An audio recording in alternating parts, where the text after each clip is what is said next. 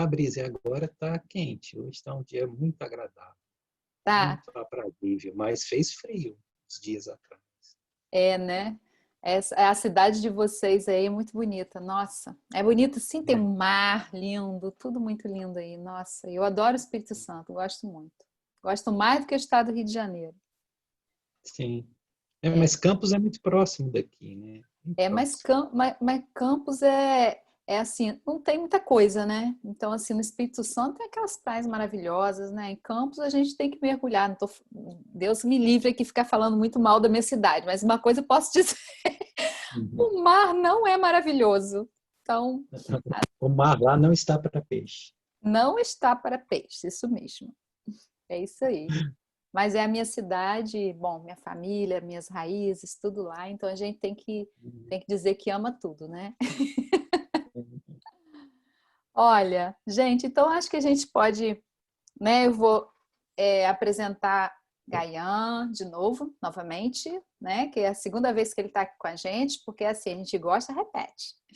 Uhum. E Gayan é do. Tudo bem aí? Tudo bem? Tudo, tudo, Ah, então tá bom. tudo. Gayan é do Grupo Espírita, Grupo Fraterno Espírita Eurípides Bassanufo, né? Lá de Iriri, né? A cidade, né? Iriri, iriri. Iriri. Ele é psicoterapeuta, né? Já esteve aqui conosco da outra vez falando sobre o Evangelho também, foi muito bom. E hoje ele vai falar sobre o Evangelho apócrifo de Tomé, né? Nós fizemos até uma chamadinha, porque quando a gente coloca uma palavra difícil assim, as pessoas, nossa, mas o que é? Vai direto para o Google procurar o que é. Mas hoje ele vai entrar nisso aí com profundidade e vai deixar bem claro para a gente, né, o que é isso tudo.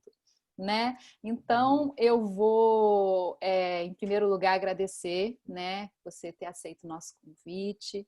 É sempre bom ter pessoas assim como você que passa essa serenidade, essa tranquilidade, né, essa fala segura e simples, né? Então é sempre bom a gente ter aqui no programa pessoas assim. Traz uma vibração muito gostosa para a gente. É, e agradecer também o Rodrigo, agradecer a Fernanda, né? Que é lá do grupo de vocês também. E dizer o seguinte: dizer que hoje nós estamos abertos a novidades que você está trazendo para a gente, né? Que hoje você vai trazer essa dinâmica aí diferente e nós vamos, assim, participar com todo carinho, tá, pessoal? Ele está trazendo uma dinâmica diferente hoje para nós.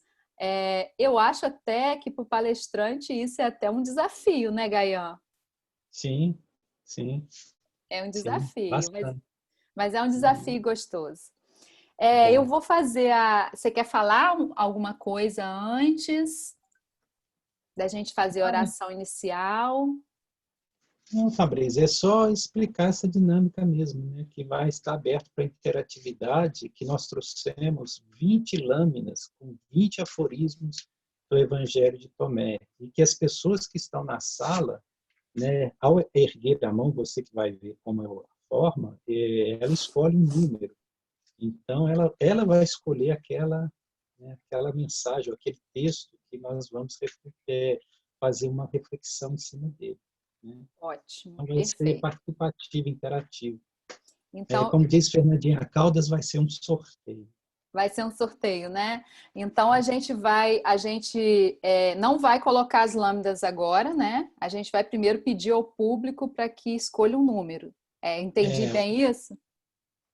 o Rodrigo vai colocar, só com título, né? E depois que as pessoas vão escolhendo o número, o Rodrigo vai, seleciona, projeta e ele faz a leitura. E depois nós fazemos a reflexão. Certo. Tá bom? Então, os slides de 1 a 20, as pessoas que estiverem na sala podem pensando um númerozinho e pode colocar aqui no chat mesmo o número que pensou, né, Gayan? Sim, Ou, pode do jeito então, que você achar mais fácil, mais viável. tá bom, porque então a pessoa não vai ler a lâmina, certo? Não, ela escolhe, não vai Aleatório. ler. Ah, então Ela tá. escolhe. Então viu, né, gente? Vocês escolham um númerozinho, coloque aqui no chat, tá? Que eu vou acompanhando, tá bom, gente? Vamos lá, vamos participar. Hoje tem interação, é novidade. E eu vou fazer, então, a oração inicial para a gente começar, então, que aí eu passo a bola para as suas mãos, tá bom? Vamos lá, gente. Então, vamos elevar os nossos pensamentos a Jesus, né? Aos nossos amigos espirituais, agradecendo mais uma vez estarmos aqui todos reunidos, né? Em uma vibração tão gostosa, tão boa, de vontade, abertos, né, para o aprendizado. Também emitindo vibrações positivas para o nosso amigo Gaian, né? Que a gente possa, nesse momento aqui, mesmo estando todos distantes uns dos outros, né? Que nós possamos estar unidos, né? Em um só pensamento, um pensamento de amor, um pensamento de paz, um pensamento de alegria, otimismo, né? E que com esses pensamentos nós possamos nos conectar melhor com a espiritualidade maior e levar os nossos irmãos, né? Ao sair dessa sala, o aprendizado que nós recebemos aqui, né? Porque nós precisamos praticar todo esse aprendizado. Deus nos abençoe e abençoe nosso amigo Gaian, hoje, amanhã e sempre. Que assim seja, Senhor. Isso. Então agora eu deixo com você. Aqui, as pessoas já estão colocando os numerozinhos aqui, viu? Que bom. O primeiro número que aparece aqui, que a Maria Amélia coloca, é o número 10. Tá, nós vamos. Tá. Estou vendo que está aparecendo vários. Rodrigos é que tem que ficar atento lá e seguir a sequência lá. Tá bom, então vou deixar com você agora. Sim. Então, amados amigos, amados irmãos, que a paz e a luz da consciência crística possa estar em nós e conosco nesse momento em que nos reunimos fraternalmente aqui nessa plataforma, né, junto a esse grupo que nós, né, já gostamos, amamos tanto, né? Fabrícia passa a fazer parte das nossas vidas, já tem algum tempo que nós estamos interagindo, né, Fabrícia? É uma pessoa muito querida. Quando ela retornar ao Brasil, nós vamos tomar um café junto. Então, a todos do grupo que amorosamente nos acolhe, a gratidão imensa por nos aceitar, pelo convite que nos é ofertado. Agradecer também ao nosso irmão Rodrigo, que vai estar conosco hoje, cooperando, né? Resolvendo essas questões técnicas para as quais nós temos muitas limitações aí. Então, que o divino amigo, querido Mestre Jesus, nos envolva em seu manto de imperecível luz, de inesgotável paz. Que possamos, daqui para frente, estar sob a égide desse divino amigo. Nós, como Fabrícia compartilhou conosco, hoje temos o propósito de falar do Evangelho Apócrifo de Tomé. Geralmente, quando nós fazemos esse estudo, nós gastamos mais da metade do tempo para trazer as questões históricas relativas a este Evangelho. Então, hoje nós vamos dar uma pincelada muito rápida, né, para que nós possamos ter mais tempo de analisar o conteúdo deste Evangelho. Como a Fabrícia mesmo disse, quando se fala de um nome tão estranho, apócrifo, as pessoas ficam curiosas de saber.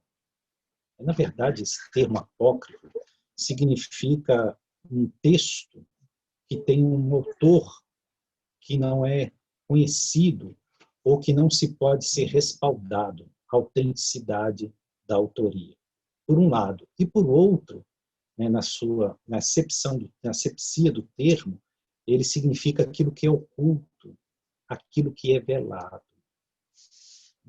Então, nesse sentido, esses evangelhos se tornaram, de fato, um evangelho oculto, né, velado, não público, não conhecido das pessoas. E é interessante isso, porque ele vai passar a ficar oculto a partir do ano de 325 e só vai ser redescoberto no ano de 1945. Isso é uma história muito singular e interessante. Não vamos nos estender nessa questão histórica, mas só para nós entendermos No tempo de Jesus, na igreja dos cristãos primitivos, que era conhecida como Casa do Caminho, e as outras igrejas que foram sendo abertas, na comunidade cristã primitiva, antes da oficialização do cristianismo, né, como sendo credo oficial do Império Romano, havia dezenas de textos evangélicos. Não apenas esses 4 que nós chamamos de canônicos, que nós usamos hoje, e eles estudavam e partilhavam desses textos. Eram dezenas. E um deles é esse Evangelho de Tomé. Existe Evangelho de Filipe, Evangelho de Maria de Magdala, existem vários. Mas o que ocorreu historicamente?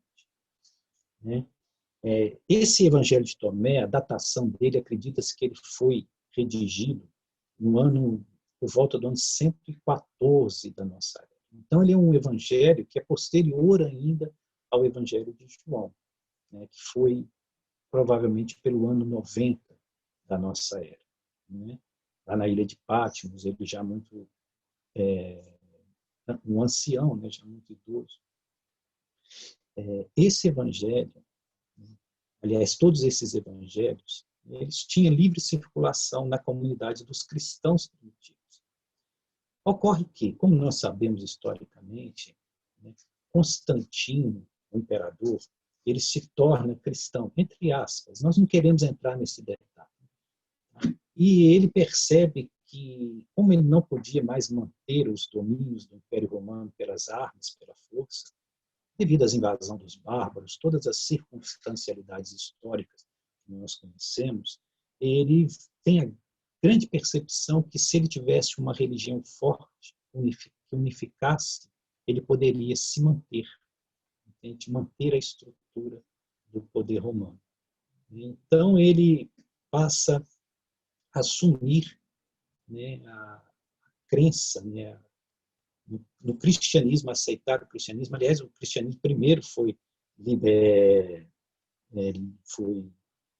permitido que se professasse o cristianismo no ano de 318, né, e paulatinamente ele vem se estruturando e tomando forma dentro desse Império Romano, né, que Constantino queria reerguê-lo. E tanto que o que era o cristianismo primitivo passa a se chamar, né, Igreja Católica Apostólica Romana. É interessante, é romana. E é interessante também que todas as tradições do paganismo, né, elas são inseridas dentro desses credos, dentro dessas liturgias. Nós que não percebemos. Né? Por exemplo, data de Natal, 25 de dezembro. Todos os historiadores entendem que Jesus deve ter nascido no mês de abril. Por que 25 de dezembro? A comemoração. Porque coincide com a data que ele celebra o Deus solar. Né? E Constantino, ele era adepto desse credo, né? Que era Mitra. Então, é o mitraísmo trazido para dentro do cristianismo. Bom, nós não queremos estender, já estamos nos estendendo. Vamos ser mais objetivos. O que ocorre é que, no ano de 325, houve o famigerado Concílio de Nicéia. Esse Concílio de Nicéia foi convocado pelo imperador romano Constantino, e ele presidiu esse concílio. Trouxe os bispos quase que a poder de espada e determinou certas coisas. Certas coisas foram determinadas. Por exemplo, a visão, a deificação de Jesus. Porque os cristãos primitivos, eles seguiam Ários, o arianismo, e Ários dizia que Jesus era uma pessoa especial, um ser acima do normal, mas não Deus. Mas como eles precisavam de uma religião forte, a pessoa central dessa religião, Jesus, tinha que ser Deus. Aí criaram isso que nós conhecemos hoje como a Santíssima Trindade. E Jesus nunca foi criado, sempre foi uno com Deus e é Deus. Isso foi criado em 325 pelo Concílio de Nicéia. Mas o que fez, que nos interessa, entre outras coisas, o que fez esse Concílio de Nicéia? Entre todos os textos evangélicos que havia, os muitos evangelhos, eles escolheram apenas esses 4 evangelhos que nós conhecemos, que são o evangelho de Marcos, Mateus, Lucas e João, né? 3 sinópticos, Marcos, Mateus e Lucas, e o de João, que é um evangelho um pouco diferente à parte, né? E acredita-se, né, que esses bispos, né, existem várias histórias, né, colocaram todos os evangelhos no chão, saíram da sala, oraram, enquanto voltaram, os 4 estavam em cima da mesa por obra do Espírito Santo. E esses 4 foram escolhidos. Outros acreditam, outras histórias dizem que uma pomba entrou na sala quando eles estavam orando para escolher e cochichou no ouvido de cada um quais seriam os 4 que deveriam ser aceitos. Enfim, muita mistificação em torno dessa questão. O fato é que, arbitrariamente, se escolheu esses 4 evangelhos entre dezenas de evangelhos que existiam, que é o de Marcos, Mateus, Lucas e João, né? E os outros, né, foram banidos e proibidos de circular. Proibidos, né? E determinou-se a queima de todos os manuscritos que existiam de outros evangelhos. Lembremos que naquela época não existiam livros, eram manuscritos, eram pergaminhos, né? Então eram poucos que existiam em alguns mosteiros, em algumas igrejas. E então foram ordenados que fossem destruídos aqueles que não fossem os 4 que tornaram-se canônicos a partir de então. E aí acredita-se que na região do Egito, né, alguns seguidores, alguns cristãos primitivos, né, que não se alinhavam com esses novos caminhos que a igreja estava tomando, pegaram esses outros evangelhos, né, e colocou num pote e escondeu em cavernas, para que algum tempo na posteridade pudesse ser descoberto. E foi o que aconteceu, né? No ano de 1945, veja, quanto tempo, 1945 anos depois de Cristo, né? Foi uns beduínos, né, procurando fertilizantes, entraram numa caverna, numa região do Alto Egito, né, que se chama Nag Hammadi, né, tanto que esses textos são conhecidos como os textos da biblioteca de Nag Hammadi, né? Eles encontraram esses potes, e ao abriram esses potes, viram que ali havia 13 códices. Né? O que são códices? Códices são uma coleção de textos em pergaminhos. 13 códices, e que esses códices estavam escritos, né, no pergaminho, e era uma linguagem escrita, né, que remontava a tempos que não se sabia exatamente há quanto tempo. Claro que eles, né, não perceberam isso, inclusive porque estava em cópita. Cópita é uma língua, uma escrita do Egito Antigo, não é uma língua usual, é uma língua mais literária. E, inclusive, alguns deles foram queimados. A esposa de um desses beduínos queimou alguns desses textos. Mas, por fim, esse texto acabou parando no Cairo, né, na mão de estudiosos, e percebeu-se, então, a importância do que se tinha. E alguns textos foram preservados e traduzidos, né, cópita para as linguagens comuns.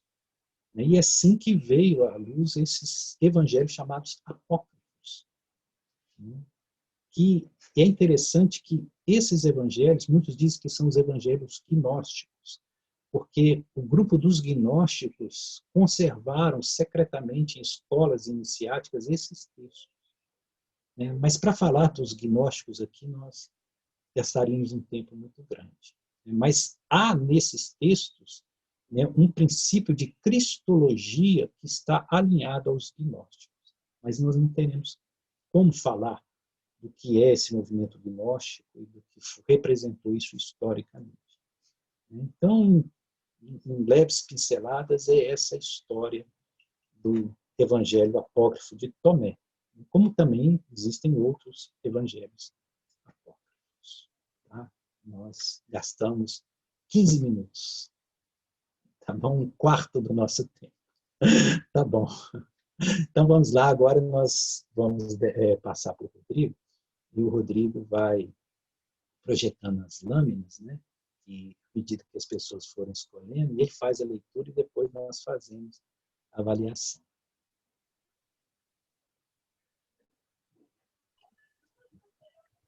E qual lâmina seria primeiro ganhar?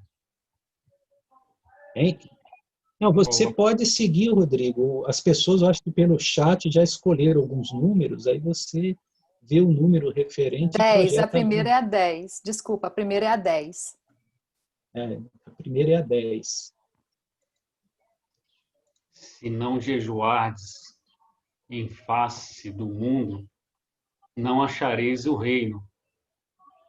Eu estava no meio do mundo e me revelei a ele corporalmente. Encontrei todos embriagados e não encontrei nenhum deles sedento. E minha alma sofria dores pelos filhos dos homens, porque eles são cegos no seu coração e nada enxergam. Assim como entraram no mundo vazios, querem sair do mundo vazios. Agora estão bêbados e só despertarão se abandonarem o seu vinho. Gratidão, Rodrigo. Essa é uma das lâminas mais interessantes, uma das que eu mais gosto. Nós vamos ver que o Evangelho de Tomé ele é feito de aforismos. Ali no Evangelho de Tomé não fala, não tem dados históricos sobre Jesus, narrativas sobre a vida de Jesus, e apenas é registrado palavras que foram proferidas por Jesus. Então trata-se de um texto aforismático, tem, né, apenas os aforismos, os ditos, as falas de Jesus, os ensinamentos de Jesus. Aqui nós juntamos duas partes, né? Então, a primeira parte diz que se não jejuardes em face do mundo, não achareis o reino. É interessante que a visão de Jesus nesse evangelho, ele diz que nós só encontraremos o reino, e ele é muito preciso de onde está o reino. Ele vai dizer que o reino não está em absolutamente nenhum lugar exterior a nós, que não é uma questão geográfica, um locus geográfico, e que o reino ele só pode ser encontrado em nossa intimidade. O reino está dentro, naquilo que verdadeiramente somos. Nesse evangelho, Jesus vai ser muito enfático, repetindo várias vezes esse lugar do reino. E ele diz que se nós não jejuarmos em face do mundo, nós não acharemos o reino. É fantástico isso, porque o que ocorre conosco enquanto espíritos que encarnamos no mundo? Enquanto nós assumimos a materialidade, esse projeto corporal físico, num planeta físico e denso, né, nós nos embriagamos com o mundo. Ou seja, os nossos veículos, as nossas portas de conexão com a materialidade, com o mundo concreto, são os sentidos físicos, as 5 portas de percepção para a realidade física. E nós ficamos entorpecidos por essa realidade. É dessa embriaguez que Jesus está falando, quando ele diz que ele se revelou no meio do mundo corporalmente e encontrou todos embriagados. E entre eles nenhum estava sedento. Essa embriaguez que Jesus se refere, essa embriaguez significa a embriaguez do mundo, do espírito iludido pela materialidade. Então nós passamos a achar que a única realidade que existe é essa realidade tridimensional, física, densa, né? Esse plano que nós nos encontramos, enquanto encarnados fisicamente. E isso gera uma embriaguez em nós. Essa embriaguez entorpece o espírito, entorpece a nossa consciência espiritual. E aliciados pelo mundo, nós ficamos tentando nos satisfazer com o mundo, possuir as coisas do mundo, sermos do mundo, vivermos para o mundo e no mundo. Isso Jesus chama de embriaguez. E ele, que era um desperto, que não vivia essa ilusão da materialidade, né, aquilo que os hindus chamam de Maya. Aliás, Jesus traz muito, muito da cultura védica. É muito interessante isso. Há linhas de contato entre o budismo e a cultura védica nos discursos de Jesus. Então, ele diz que ele chegou no mundo corporalmente, se manifestou corporalmente e encontrou todos embriagados. E nenhum das pessoas que ali estavam sedentas. Quer dizer, sedentas de quê? Da verdade. E ele conclui, e ele continua dizendo: minha alma sofria dores pelos filhos dos homens, porque eles são cegos no seu coração e nada enxergam. Assim como entraram no mundo vazios, querem sair do mundo vazios. Agora estão bêbados e só despertarão se abandonarem o seu vinho. Abandonar o seu vinho. De que vinho que Jesus está falando? O vinho que causa a embriaguez da ilusão e da ignorância. Esse vinho é a vida material. Esse vinho é o nosso vínculo, a nossa ilusão de acharmos que somos matéria, que esse mundo é o nosso lar, que esse mundo é a nossa realidade. Essa é a maior embriaguez que pode um espírito sofrer. E como é difícil nos arrancar dessa embriaguez, porque nós estamos, né, transbordando desse vinho. E é interessante que o vinho da materialidade, no começo, ele é muito doce, muito saboroso, porque nós somos jovens, achamos que o mundo todo está para o nosso prazer e nós desfrutamos profundamente o mundo. E aí é muito doce. Só que esse vinho acaba se tornando muito amargo, porque com o tempo vem as frustrações, com o tempo vem as doenças, vem as perdas, vem o envelhecimento, e acaba vindo os sofrimentos. Então ele começa muito doce, mas termina muito amargo. O oposto da vida espiritual, que no começo é muito amarga, porque nos desafia, exige autoconhecimento, exige que nós possamos, né, nos disciplinar, possamos construir a nossa essência espiritual neste mundo de desafios.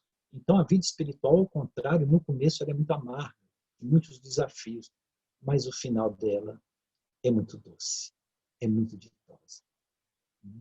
Então, aqui Jesus já traz para nós uma realidade que vai estar presente em todos os evangelhos de Jesus, não só o de Tomé. Essa visão de Jesus de que este mundo, quando nos alicia, quando nos aprisiona, ele nos mata. Por isso que Jesus diz lá: deixe que os mortos enterrem os seus mortos. Porque todos aqueles que estão conectados com o mundo, que vivem para o mundo, né, iludidos, né, por essas energias materiais, estão mortos. Então, é isso. Podemos ir para o próximo. Fabrício, qual é a próxima lâmina? Pode deixar que eu falo aqui. A Geida e a Fernanda, que aí eu falo o nome, né, para o pessoal está participando, né? A Geida e a Fernanda botaram aí no 5. Vamos para o 5 então agora. Bendito o leão comido pelo homem, porque o leão se torna homem. Maldito o homem comido pelo leão, porque esse homem se torna leão. Essa lâmina é fabulosa, né? E, a princípio, a gente pensa, de que Jesus está falando? Né? Bendito o leão comido pelo homem, porque o leão se torna homem. Maldito o homem comido pelo leão, porque esse homem se torna leão. É muito enigmático, né? Parece muito hermético, né? Muito fechado esse ensinamento. Mas quando nós temos a base do entendimento, fica fácil de compreender do que Jesus está falando. Né? Porque aqui ele está sendo metafórico, isso é uma metáfora. Aliás, Jesus era muito parabólico e metafórico. E, aliás, isso denota a enorme inteligência, a capacidade dele de trabalhar com símbolos. Então, precisamos entender o que ele chama de leão. Porque ele diz que bendito é o leão comido pelo homem, porque o leão se torna homem. Esse leão é a nossa parte animalesca, a nossa parte instintiva, a nossa parte mais primitiva. São as forças dos instintos e da animalidade em nós. São todos esses impulsos primitivos que nós ainda abrigamos. Essa fera que existe dentro de nós. Essa fera indômita, essa fera, né, que não se permite subjugar, né, que nos traz todas as expressões de raiva, ódio, toda beligerância, né, todos esses sentimentos bem primitivos ainda presentes na alma humana. Esse é o leão, essa fera que tem em nós. Né? Então ele diz que essa fera, esse leão, quando ele é comido pelo homem, o que é o homem? O homem é o ser consciencial. É o ser que assume a regência do próprio ser, que se autogerencia enquanto projeto evolutivo. Então, quando o leão é comido pelo homem, ou seja, pela instância consciencial lúcida, que assume o controle sobre a própria regência, esse leão se torna homem. Ou seja, esses instintos são educados, esses instintos, essa animalidade, ela se torna objeto de consciência mais elevada. Ela é transmutada, ela é transubstanciada. Ela se torna homem, ou seja, ela se torna um projeto espiritual. Agora, maldito o homem que é comido pelo leão, porque esse homem se torna leão. Ou seja, maldito é o homem que é vencido pelos instintos inferiores, que é subjugado pelas forças mais primitivas da alma humana, que se deixa levar pelos impulsos, pela instintividade, pela animalidade ainda presente, cedendo à ira, cedendo à raiva, cedendo ao ódio, à competitividade, ao ciúme, à inveja. Então, esse é o maldito. Por quê? Porque ele vai ser comido por esse leão. Se ele permitir, esse leão vai devorá-lo. E vai comer, devorar a sua essência, o seu espírito. E ele vai se tornar meramente um leão. Ou seja, ele vai se tornar algo muito distinto daquilo que a natureza dele, intrínseca, como espírito, pede que ele seja. Ele vai se tornar um bruto. Ele vai se tornar um homem rude, regido por instintos. Vai ser um leão solto no mundo, causando tragédias para os outros e para si mesmo. Não tem nenhum controle. Então, é muito bonita essa lâmina de Jesus. Então, vamos em frente, Rodrigo, para que nós possamos ver se fazemos muitas hoje. O próximo é o Fred. Fredinho colocou 11. O 11, Rodrigo. Jesus disse, se fizerdes nascer em vós aquele que possuís, ele vos salvará. Mas, se não possuirdes em vós a este, então sereis mortos por aqueles que não possuís. Fantástica essa lâmina. Esse aforismo de Jesus também é extraordinário. Porque aqui Jesus está falando de algo muito específico. Ele está falando do ego humano. Aquilo que é a estrutura do nosso personalismo. Aquilo que nós construímos historicamente e a ele nos apegamos como sendo o autorreferencial ilusório que temos sobre nós mesmos, que é o ego, que é a personalidade. Então Jesus diz assim: se fizerdes nascer em vós aqui aquele que possui, ele vos salvará. Mas se não possuirdes em vós a este, então sereis mortos por aquele que não possuís. O que é aquele que nós possuímos? Aliás, que nos possui é o Espírito.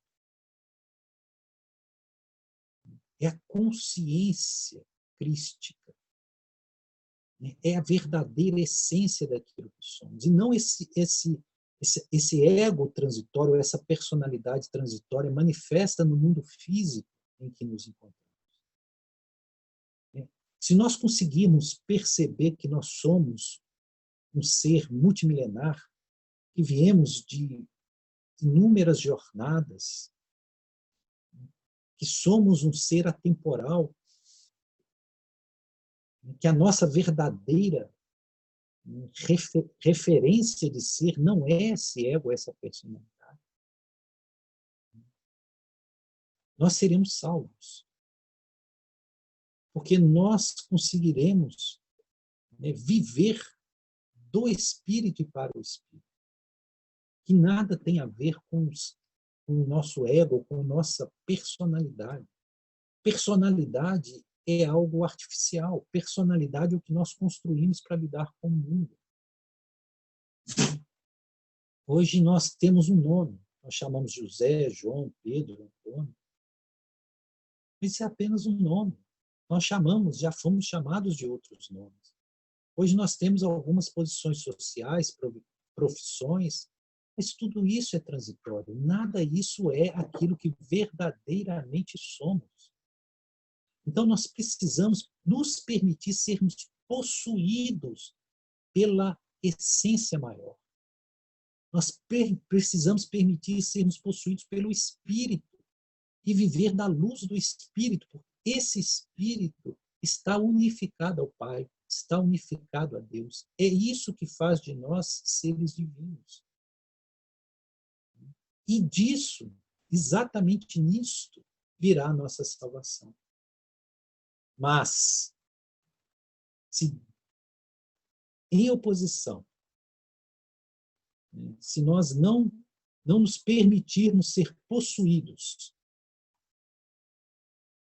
por essa essência crística, por esse verdadeiro ser que somos, que é o Espírito, então nós seremos mortos por aquilo que nós não possuímos. Ou melhor, por aquilo que nos possui e que não é verdadeiramente o que deveria nos possuir, que é a ilusão do ego, que é o orgulho, que é o egoísmo. Quando nós falamos de orgulho e egoísmo, nós estamos falando dos dois agregados principais deste ego, dessas instâncias personais autoconstruídas. Então, veja como Jesus, nesse momento, ele inclusive é alinhado com toda a lógica da doutrina espírita, quanto aponta como as mazelas principais da humanidade, em sendo o orgulho e o egoísmo, que elas são as destruidoras da nossa essência espiritual. Nós observamos como há um alinhamento profundo desses ensinamentos mais velados com aquilo que os espíritos superiores têm nos trazido, têm nos alertado, têm nos advertido. E às vezes nós pensamos, mas se nós abdicarmos do ego, fica algo? Sim, fica esse ser imortal. Fica o espírito imperecível que nós somos de fato e que nós não conseguimos ver, reconhecer, estando embriagados pelo vinho do mundo. Vamos em frente, Rodrigo. A próxima agora é da Verônica. VV, é a 9. Eu vos darei o que nenhum olho viu, nenhum ouvido viu, nenhum ouvido ouviu, nenhuma mão tangeu e que jamais surgiu no coração do homem. Obrigado, Rodrigo. É fantástico aqui porque nós sempre tratamos Jesus como uma continuidade dos ensinamentos judaicos, né? Tanto que nós falamos, às vezes, né? É comum, nós falamos Antigo Testamento, Novo Testamento, como se os ensinamentos de Jesus fossem a continuidade daquilo que é herança cultural na qual ele nasceu. Jesus nasceu dentro da cultura judaica, mas o que nós não percebemos é que Jesus é uma descontinuidade. Jesus é diferente de tudo. Entende? Por isso que os judeus não aceitam Jesus sequer como profeta, e eles estão corretos, porque Jesus não se adequa aos princípios culturais do judaísmo. Nada de errado, não há nada censurável nessa postura dos judeus, é porque é diferente mesmo. Então, Jesus, aqui ele afirma que ele vem trazer algo que nunca foi percebido por nenhum deles que estavam ali. Tudo aquilo que eles achavam que sabia sobre religião, sobre Deus, podia abandonar. Que aquele conceito que eles tinham de Yahvé, né, daquelas normas, daqueles preceitos que precisavam ser seguidos, Jesus vem dizer, não é nada disso. O que eu vim vos trazer é totalmente novo. É totalmente diferente de tudo que vocês têm visto e experimentado. Por isso que ele afirma, eu vos darei o que nenhum olho viu. Nenhum olho daqueles homens que estavam ali com Jesus tinham visto. Que nenhum ouvido jamais ouviu. Nenhuma mão tocou, tangeu. E que jamais surgiu no coração do homem. Isso eu acho a parte mais importante. Porque isto que Jesus veio trazer, que nós já antecipamos, dizendo que o que ele veio trazer é o amor, esse sentimento que caracteriza a essência crística jamais surgiu no coração do homem. Olha que interessante. Jamais surgiu no coração do homem. Então, o sentimento que caracteriza, né, o estado consciencial crístico, que é o amor, jamais tinha surgido no coração do homem até então. Ele veio trazer isso. E ouso dizer que, ainda hoje, muitos poucos dos que estão encarnados neste planeta viram, ouviram, tocaram, ou, principalmente, surgiu em seus corações isso que Jesus veio manifestar. É fabulosa essa frase, essa sentença de Jesus, porque mostra um homem que era um homem que não tinha ligação com absolutamente nada que eram valores consensuais do seu tempo. Jesus, não sei de onde ele veio, de que esfera luminífera ele veio, mas ele manifestou no mundo algo que o mundo ainda não conhecia, que talvez o mundo ainda não conheça, que talvez Jesus ainda siga sendo um grande desconhecido da humanidade, embora seja o mais falado. Porque o amor, essa essência luz que chamam de amor, não tem nada a ver com o sentimento humano. Isso é o que nos faz divinos. Isso é o que nos conecta com Deus. Pois que o universo, os mundos, eles são sustentados pela vibração do amor. O amor é uma força coercitiva, é uma força, é uma energia que emana de Deus e que está presente em tudo, sustenta tudo. Não é um sentimento humano. Não é um querer-se bem que temos com algumas pessoas que escolhemos para amar. Tanto que quem é possuído pelo amor divino se torna um amor. E esse amor se torna incondicional. Manifesta-se o amor, se é o amor, vive-se pelo amor, transpira o amor. Aliás, esses homens são tidos como loucos pelo mundo, porque não podem entender essa qualidade, essa dimensão consciencial que o homem atinge quanto vivencia a plenitude do amor crístico. Vide Francisco de Assis, que foi chamado de louco no seu tempo. E todos aqueles que foram, né, tocados por esse amor e viveram esse amor em profundidade.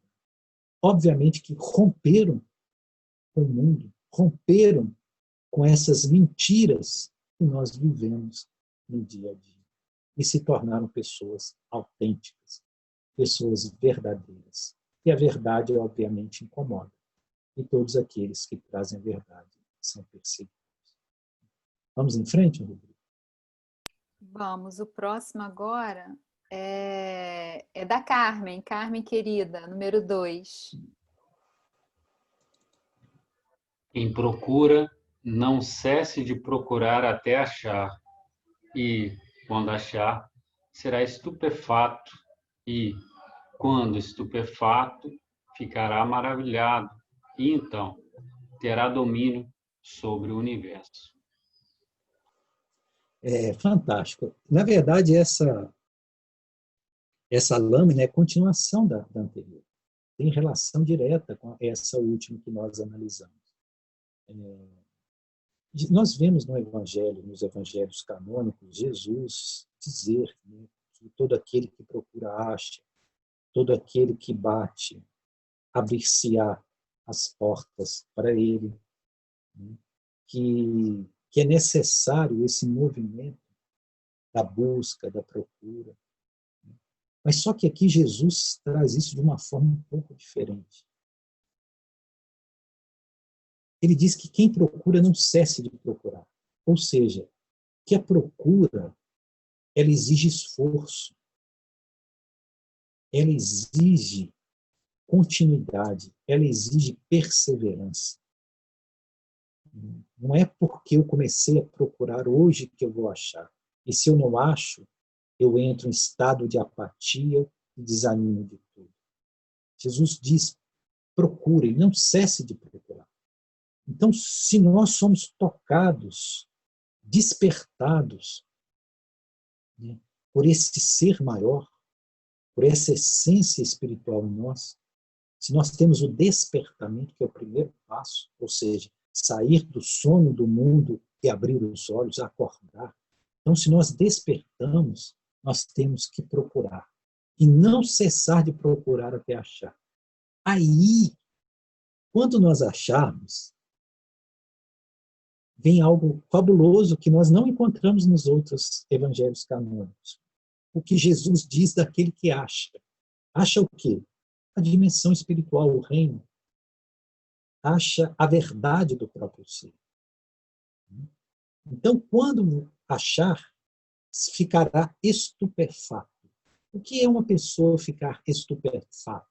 Ou será estupefata? Estupefata é uma pessoa que está paralisada, inebriada, extasiada, que não consegue reagir perante a algo que está acontecendo. Então, esse primeiro momento será, né, de estupefatação, quer dizer, ficaremos estupefatos. Por quê? Porque nós não vamos acreditar naquilo que nós estamos achando. Porque todos os vetores nossos nos condicionaram a procurar o que estava fora. A procurar a felicidade, a verdade, tudo fora. E nós vamos perceber, quando acharmos, que tudo que nós estávamos procurando sempre esteve em nós mesmos. Nunca se afastou de nós. Que o tesouro que nós andamos milhas procurando estava dentro da nossa própria casa. Que sempre esteve conosco. Que esse tesouro é aquilo que nós verdadeiramente somos. Então nós vamos ficar estupefatos, paralisados, incrédulos, ao perceber que nós somos a essência, a luz do próprio universo. Isso é maravilhoso. E Jesus continua, e quando estupefatos, nós ficaremos maravilhados. Então teremos domínio sobre o universo. Isso aqui Jesus quase que está repetindo Buda, que Buda dizia que aquele que conquistou a si mesmo, conquistou o universo inteiro. Então Jesus diz que aquele que conquistou a sua cidadela espiritual, que saiu da ignorância e da ilusão da materialidade e se encontrou em sua presença crística, em sua essência divina, que se iluminou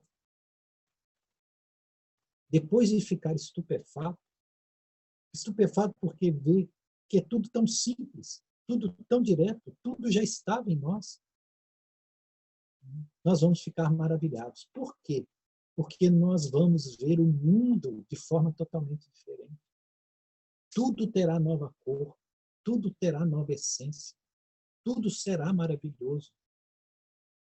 Porque o mundo é exatamente conforme nós para ele olhamos. O mundo não é um dado objetivo. O mundo atende uma subjetividade do olhar. Há muitos olhos e muitos mundos entre os olhos e os mundos. Porque cada um que olha para o mundo qualifica de uma forma subjetiva e o mundo torna-se para essa pessoa aquilo que ela acredita que o mundo seja. Quando nós sairmos dessas ilusões e entrarmos no estado de iluminação, tudo, absolutamente tudo, será maravilhoso. Porque nós veremos a perfeição divina em cada coisa. Tudo será luz e nós viveremos da luz e para a luz. E, olha que interessante, Jesus afirma, nós teremos domínio sobre o universo. Ele está sendo perfeito. Por quê? Porque o universo é regido pelo princípio inteligente, que é a própria condição de ser que nós somos. Questão 23 de O Livro dos Espíritos. O que é o Espírito? Princípio inteligente do universo. E essa essência, esse princípio inteligente, é que molda, que cria os mundos, que atua nesse fluido cósmico universal. Então, aquilo que é o nosso poder de criação, tudo aquilo que nós trazemos para o plano da ideação pura, com o poder da vontade, nós fazemos surgir. Nós fazemos acontecer. Então, nós teremos domínio sobre o universo, por quê? Porque nós seremos senhores das nossas próprias realidades. Nós modelaremos o mundo que nós pretendemos ter para nós mesmos. Se nós dissermos, faça-se a luz será feita. Então, se nós temos o poder de dizer, faça-se a luz e a luz é feita, por que vivemos nós em trevas? Por que vivemos nós em sofrimento? Por que vivemos nós em quartos escuros? Isso é um questionamento. Talvez porque nós ainda não encontramos verdadeiramente o que deve ser procurado. Nós estamos procurando, por caminhos errados, coisas equivocadas. Nós vemos essa história das religiões, o projeto das pessoas inseridas em religiões. Elas ficam procurando, talvez, algo que não corresponda à verdadeira busca. Porque acha que, por pertencer a determinada religião que ela julgue ser a verdade, ela está salva.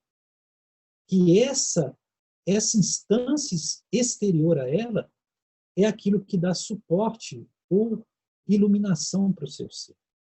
E olha que Jesus fala totalmente o contrário. Jesus diz que não há luz nenhuma fora de nós.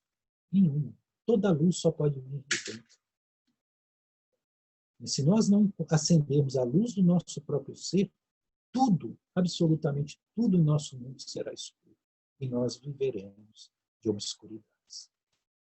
Muita sabedoria de Jesus. Vamos em frente, Rodrigo? Nós já estamos quase terminando o nosso tempo. Sim, estamos sim. Seu Odilson agora pediu o 15. Disse Jesus: felizes sois vós, os solitários e os eleitos, porque achareis o reino, sendo que vós saístes dele, a ele voltareis. Perfeito, obrigado, Rodrigo. Aqui Jesus traz uma condição, veja, é muito importante isso, porque Jesus aqui vai falar dos solitários. E ele vai falar que os solitários, né, que são os eleitos, que serão aqueles que acharão o reino. Pena que Jesus, lá no Sermão do Monte, não falou do bem-aventurados solitários. Ou talvez falou e ninguém ouviu. Não sabemos. Mas aqui ele vai falar dos solitários. É muito profundo isso. Isso quer dizer que nós só acharemos o reino no dia que nós trilharmos o nosso próprio caminho, a nossa própria vereda, a nossa própria senda, não seguindo as sendas e as veredas dos outros, ou os caminhos coletivos. Aquele que não experimentou a solidão não encontrará o reino, porque é preciso que nós estejamos inteiramente apenas conosco mesmo, porque o reino está em nós, e nós precisamos nos autoconhecer, ter domínio sobre a essência do que somos para encontrar o reino. Então, somente os solitários acharão o reino. E esses são os bem-aventurados. Porque é aí que se acha o reino, nas dimensões internas. Todas as pessoas que foram grandes nesse mundo, e nós precisamos reconhecer isso, elas foram solitárias. Não solitárias no sentido de viverem isoladas, mas solitárias no sentido de solidão de consciência. O que é solidão de consciência? É a solidão daquele que ousa pensar e caminhar por si mesmo, de procurar a sua própria verdade, de encontrar o seu lugar de perfeição em si mesmo e no mundo. Fantástico isso que Jesus diz. E ele ainda complementa dizendo que, em relação ao reino, nós saímos dele e para ele nós voltaremos. Isso quer mostrar que, nesse período em que nós estamos transitando pela materialidade, nós nos afastamos da nossa própria casa. Nós saímos do reino. Nós nos distanciamos de nós mesmos, atraídos e perdidos na materialidade. Mas nós temos que fazer o caminho de volta. E porque nós saímos desta luz divina que está em nós e nós precisamos voltar. Essa luz é Deus. Então, todas essas encarnações que nós temos, todas essas encarnações nada mais são do que uma tentativa de encontrar o endereço da nossa própria casa. O dia que nós encontrarmos o endereço da nossa própria casa e nos apropriarmos da nossa morada celeste, nós não necessitamos mais ficar vagueando por encarnações materiais. Nós já estamos em nosso lar. Nós já estamos na essência do Espírito. E o Espírito, não sendo material, não necessita das coisas materiais. Nós poderemos viver, sim, vidas ditosas em planos superiores. Então, o que nós estamos, na verdade, é vagueando no escuro, procurando a nossa casa sem achar. Enfim, eu ia contar uma história muito interessante, mas se eu contar vai se estender muito. Vamos em frente, porque falta só 5 minutos. Você vai vir aqui outras vezes, com certeza. Então, o 12 agora, Rodrigo, a Gisele. Perguntaram os discípulos a Jesus: Em que dia nos aparecerás? Em que dia te veremos? Respondeu Jesus. Se vos despojardes do vosso pudor, se como crianças tirardes os vossos vestidos e os colocardes sobre os vossos pés, percebereis o Filho do Vivo e não conhecereis temor. Fantástico. Pena que esses evangelhos, particularmente o de Tomé, não é estudado pelas teologias cristãs ocidentais tradicionais. Porque a maioria das teologias cristãs está pregoando a vinda de Jesus, né, a vinda física de Jesus, que corresponderia, né, ao fim do mundo. Né, e aí acabaria o mundo do jeito que nós conhecemos, o mundo físico. Esse é um entendimento quase consensual entre algumas correntes de pensamento dessas visões do cristianismo ocidental. E como Jesus sempre falava para os seus discípulos do seu retorno, né, e sempre que Jesus falava disso, ele não está falando de retorno objetivo, ele está falando de uma vinda subjetiva, uma vinda da condição crística que iria se instalar em nós. Então, os discípulos, né, confundidos, claro que eles não tinham, né, as percepções aprofundadas ainda, eles questionam Jesus. Né? Mestre, Rabi, em que dia nos aparecerás? Em que dia te veremos? Aí a resposta de Jesus é fabulosa. Jesus responde para eles: se vos despojardes do vosso pudor. O que é o pudor? Pudor é o senso de ridículo que nós temos, é aquela vergonha que nós temos de sermos vistos pelos outros em comportamentos que não correspondam à expectativa do outro. Isso é pudor. Entende? De onde nasce o pudor? Do orgulho, do ego, da vaidade.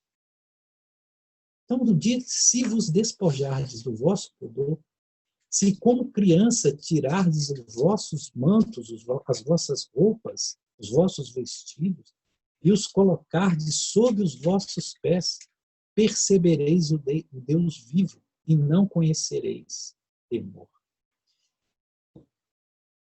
Aqui Jesus está se referindo àquilo que lá nos evangelhos canônicos ele chamou, né, ele designou de vinde a minhas criancinhas, porque delas é o reino dos céus. O que simboliza as crianças no entendimento de Jesus? Significa a inocência. Só pode ser inocente aquele que está destituído de verdades preconcebidas.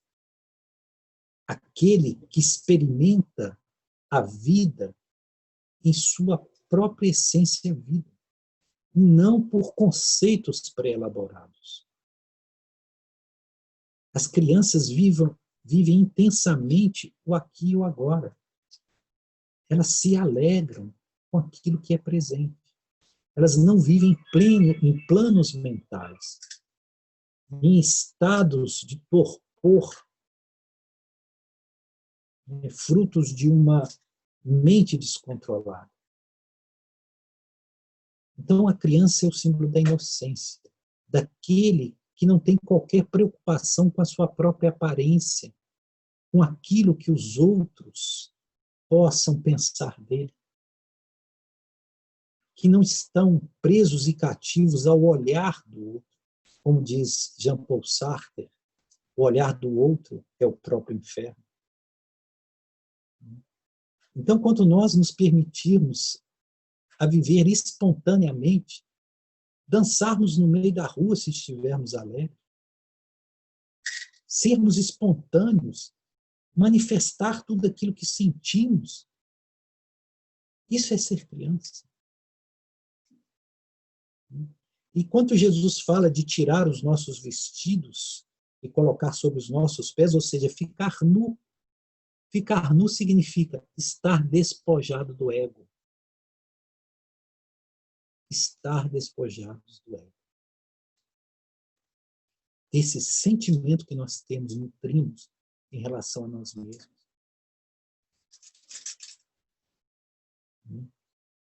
Ou seja, ficar nu.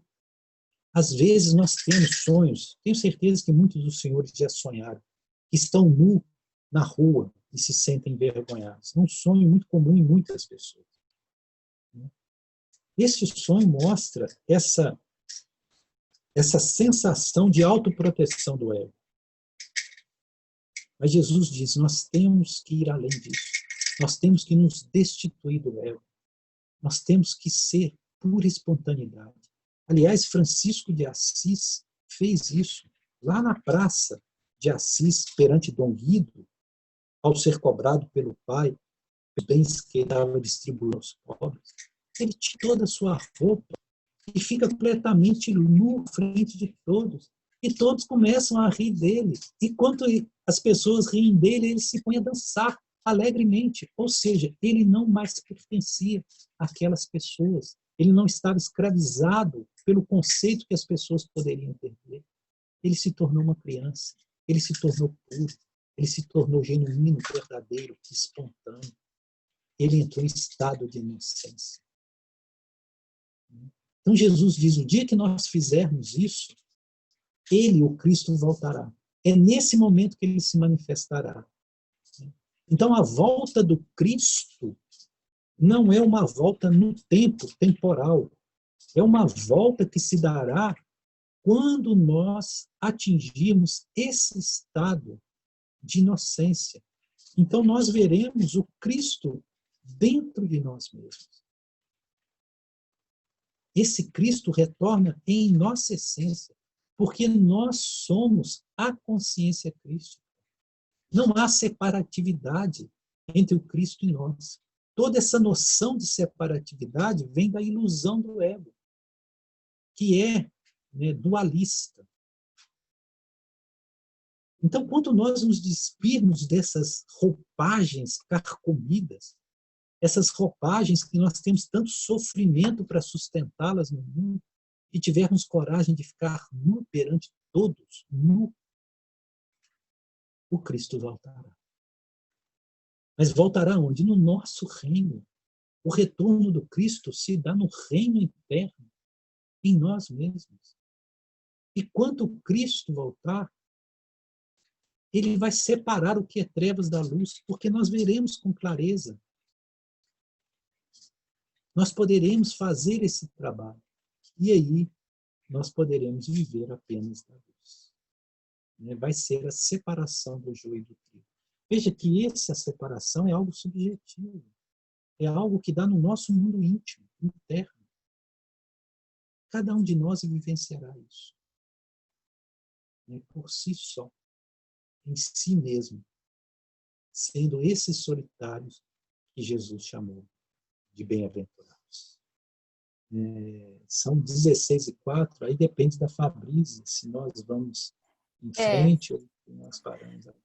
Então, vamos agora abrir, para as pessoas, e também eu tenho um convidado também, que é muito estudioso do Evangelho também, que eu vou chamar daqui a pouco, porque assim, me chamou muita atenção, o slide 5, que falou do leão, da nossa animalidade, como que isso é atual, Também o slide 12, que sugere essa espontaneidade que a gente coloca para fora, tá com vontade de rir, dá risada, tá com vontade de chorar, chora, essa espontaneidade, isso a gente precisa reavivar isso dentro da gente, Mas eu queria te fazer uma pergunta. Eu acho o seguinte, Tomé, ele ficou assim um pouco, vamos dizer assim, um pouco antipatizado pela questão do ver para crer, Querer tocar as chagas de Jesus. As pessoas até hoje falam, você é igual Tomé, quer ver para crer, Eu queria te perguntar o seguinte, essa é a real visão que a gente deve ter de Tomé, ou há uma outra visão a respeito desse indivíduo Tomé, que fez com que Jesus assim ele estivesse perto nessa conexão com Jesus? Você tem esse contexto para trazer para nós? Gratidão pela pergunta, Fabrício, é uma pergunta fabulosa. Gratidão, tá? Olha só, primeira coisa, os estudiosos não sabem se, quando se diz Evangelho Apócrifo de Tomé, se trata desse Tomé que é o discípulo de Jesus. Né? Uns acreditam que esses escritos pertencem a Judas, não Judas Iscariotes, né? Judas Tadeu. Né? Porque quando se fala Tomé, Tomás, Dídimo, isso significa gêmeo, que é semelhante, que é igual em aparência física a um outro. Entende? E eles sabiam que havia um irmão gêmeo, né, de Judas Tadeu, e que ele provavelmente teria escrito esses textos. Ou seja, a autoria desse evangelho não é totalmente segura que seja o Tomé, discípulo de Jesus. Mas, em sendo, a sua pergunta é maravilhosa. Por que Tomé talvez seja aquele que fosse o mais lúcido entre o grupo? Por quê? Porque Tomé não é exatamente o cético, no sentido que nós entendemos como aquele que não tinha fé, e sim aquele que tinha uma fé racionalizada. Entende? Aquele que procurava se assegurar de que aquilo que estava sendo dito ou vivido era verdadeiro. Aliás, eu não vejo espírito maior, com tanta ênfase dessa qualidade de Tomé, do que o próprio Kardec. Kardec era o próprio Tomé. Ele não se convencia facilmente de qualquer coisa. Né?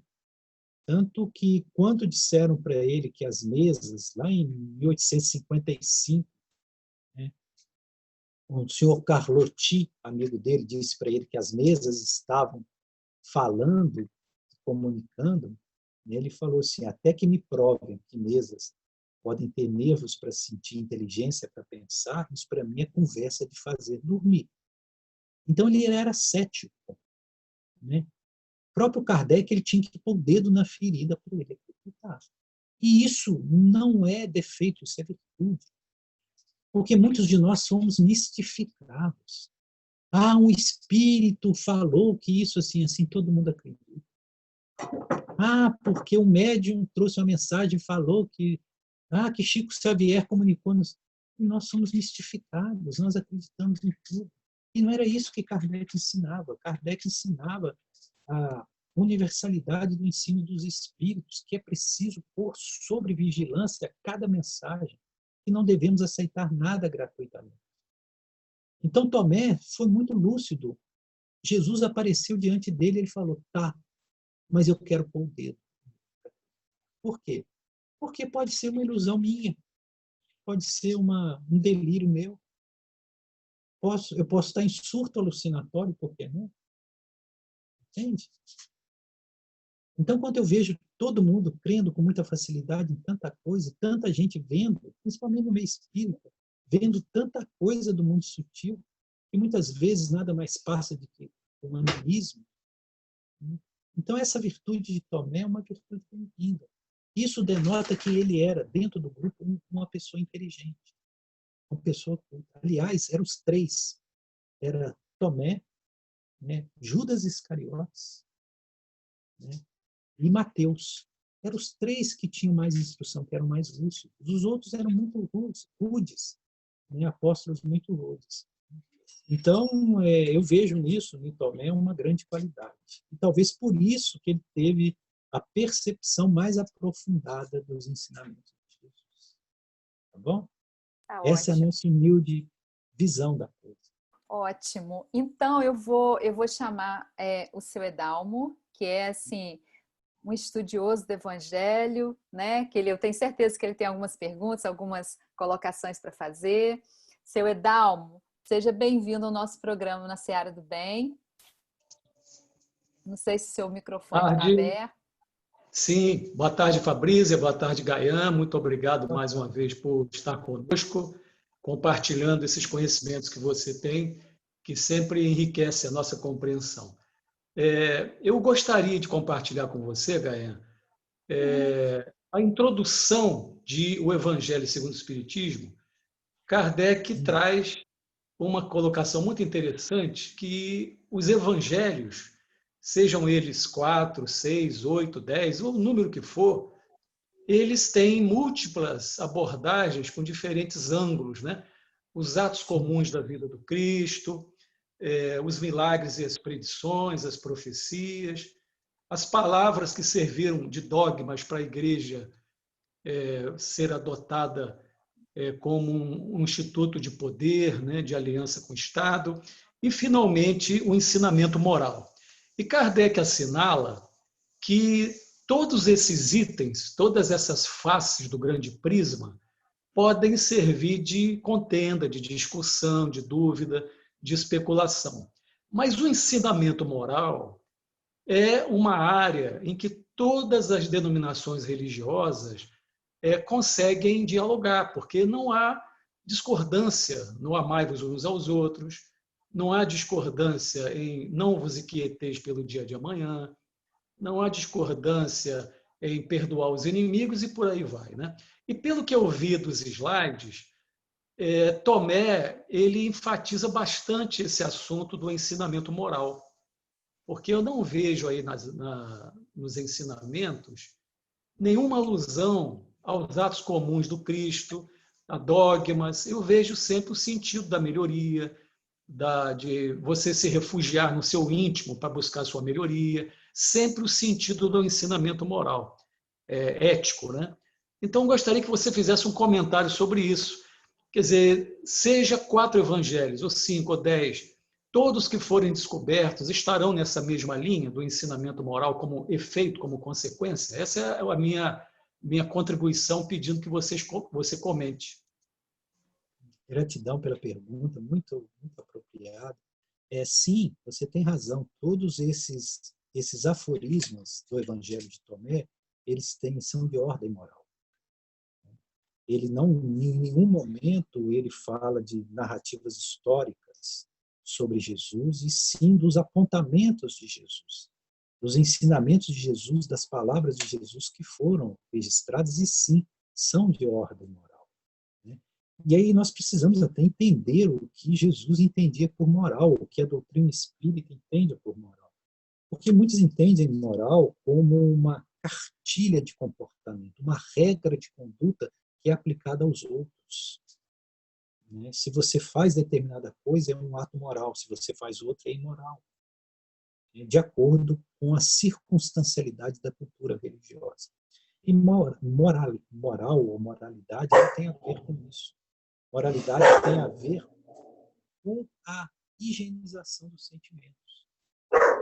Quanto nós conseguimos fazer com que nossos sentimentos se tornem puros, se tornem elevados, sem máculas.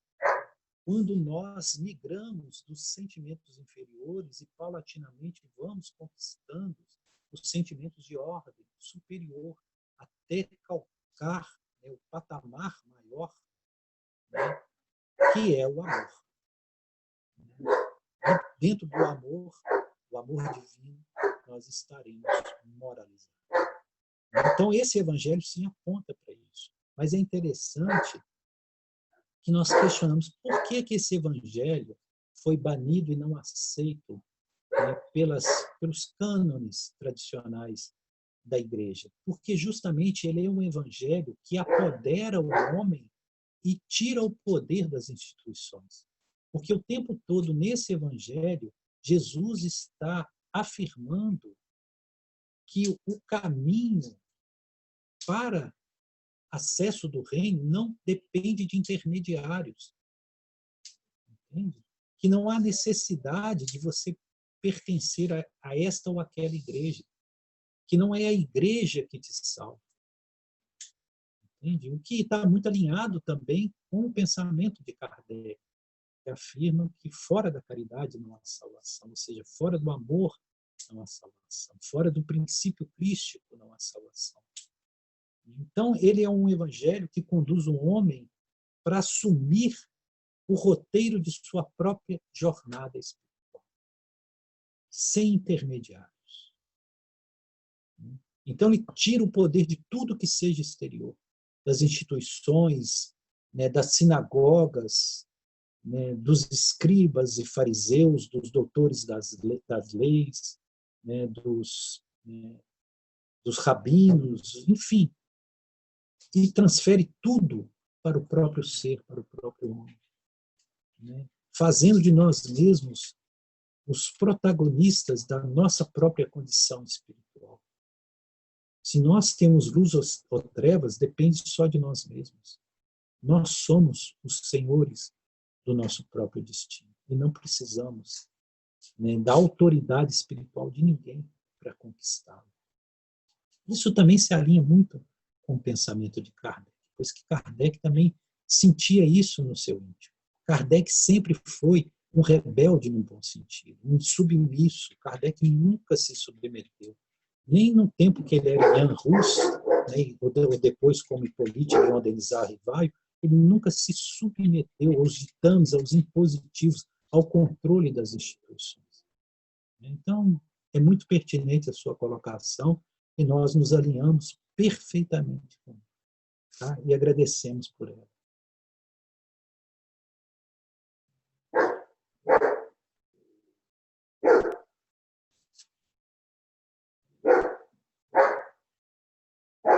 Dayan, eu gostaria de te fazer uma pergunta.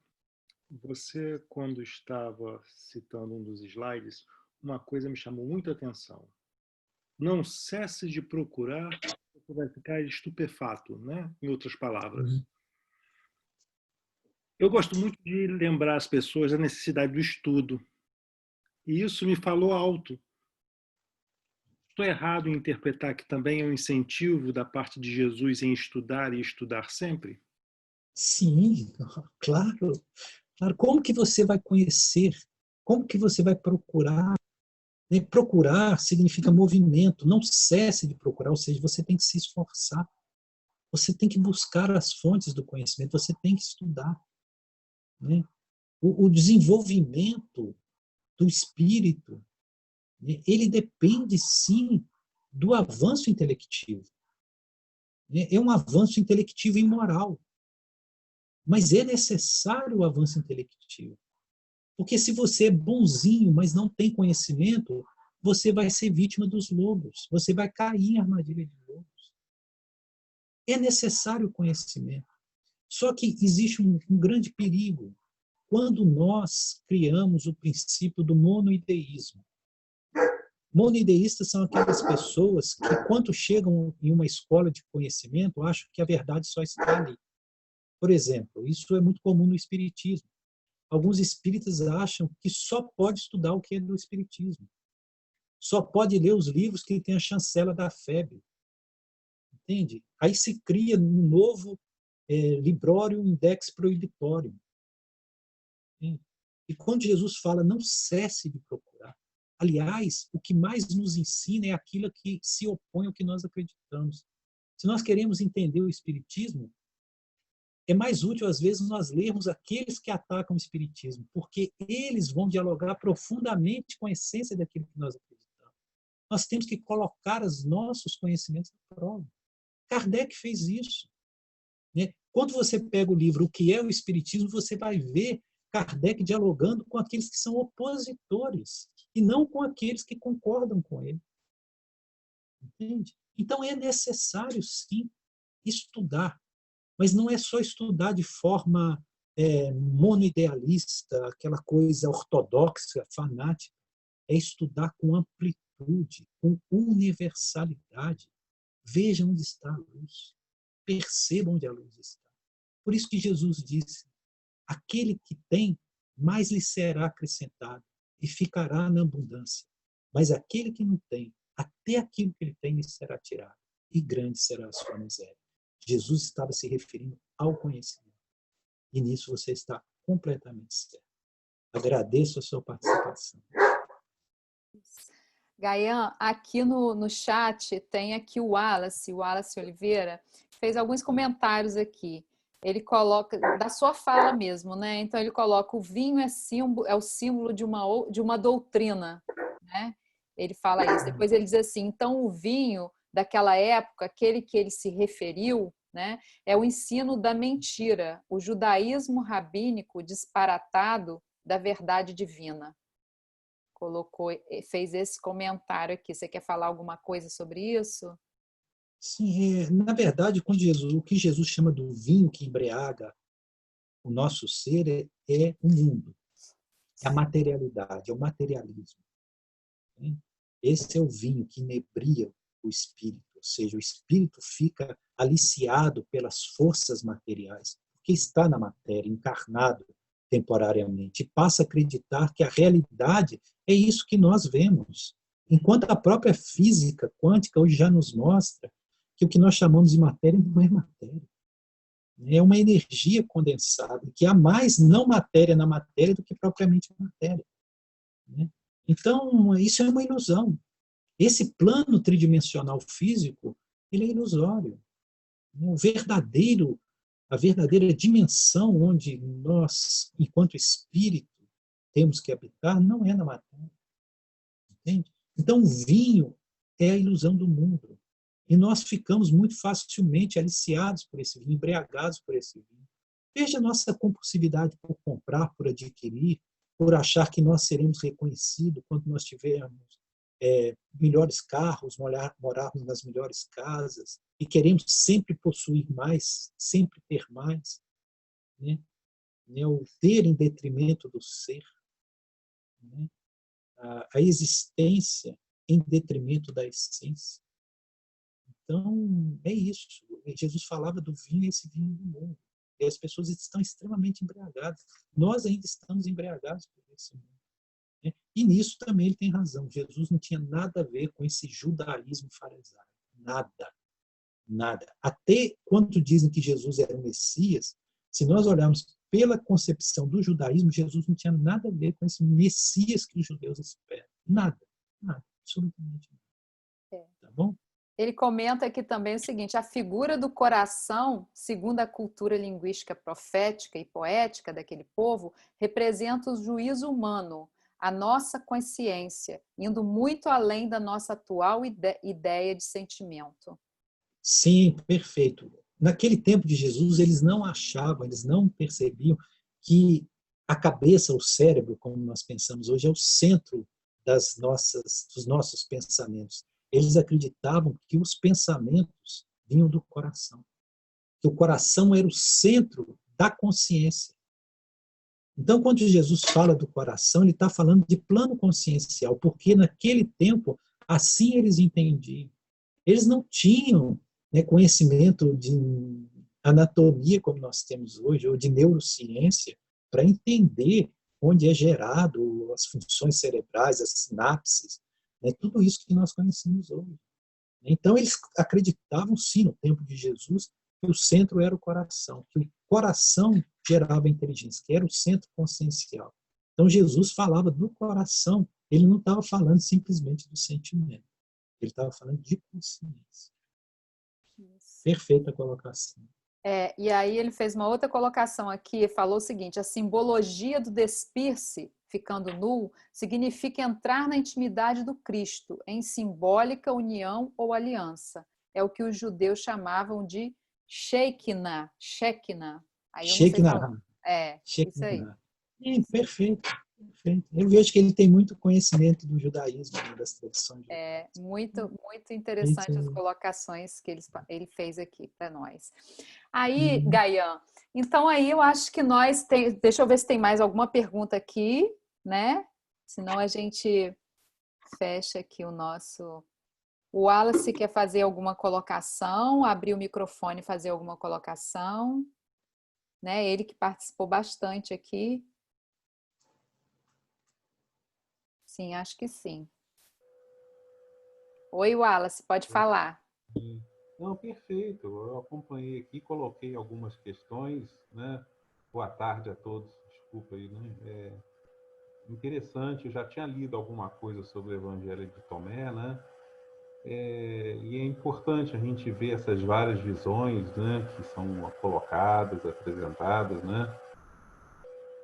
A princípio está tudo ok. Eu agradeço. Gratidão, Wallace. Gratidão é toda nossa. Tá certo. Então é isso. Nós agradecemos mais uma vez a participação de Gaian aqui conosco, de todos que estiveram conosco até agora, 40 e poucas pessoas aqui na sala, mais o pessoal do YouTube. Muito bom, gente. Muito bom esse estudo. muito esclarecedor. Agora, pelo amor de Deus, né? Deixa Tomé em paz, não fica falando ver para crer, né? Com essa visão que ele deu para a gente aqui hoje, Tomé, esse cara que, né, como Kardec, tem aquela fé raciocinada, né, pezinho no chão. Então, muito bacana tudo que você colocou para nós hoje, Gaia. Muito obrigada mesmo. Aquele abraço apertado para você. Deus te abençoe e abençoe a todos que estiveram aqui conosco.